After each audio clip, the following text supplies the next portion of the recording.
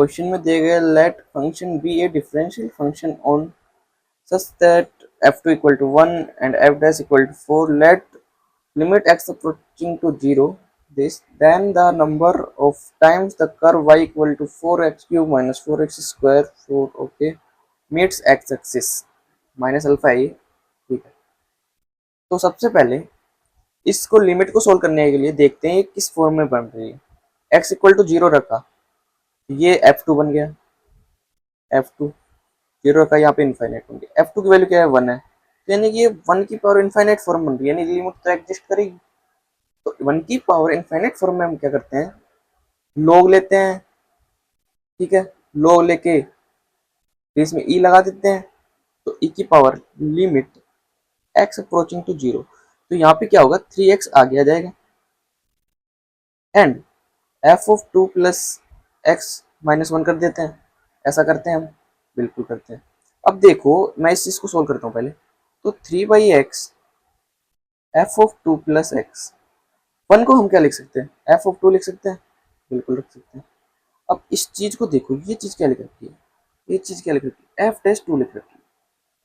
देखो F dash 2 लिख रखी है, बिल्कुल लिख रखी है एफ डैश 2। तो 3 इंटू में एफ डैश 2, इसकी वैल्यू क्या आ गई, एफ डैश 2 4 है तो यह आ गया 12। तो ई की पावर 12 इक्वल टू क्या दे रखा है, ई की पावर अल्फा। तो यहाँ से अल्फा की वैल्यू आ गई मेरे पास में 12, अल्फा की वैल्यू 12 आ गई। तो इसके आगे हम क्या कर दे रखा है, y equal to 4x³ minus 4x² minus 4 into में alpha minus a one, alpha minus a one मतलब, तो ये क्या हो जाएगा 20x हो जाएगा एंड माइनस 12 अल्फा। तो इसको सोल्व किया, इसके रूट्स क्या क्या आएंगे, इसको सोल्व करेंगे, 1 रख के देखेंगे, -1 रखेंगे, चल लगभग इसमें हिट एंड ट्रायल से करते हैं हम ज़्यादातर, है ना। तो हम मैंने किया था इसको, तो इसका आंसर मेरे पास आया था गुणनखंड करने पर x प्लस 1 का whole square and x minus 3।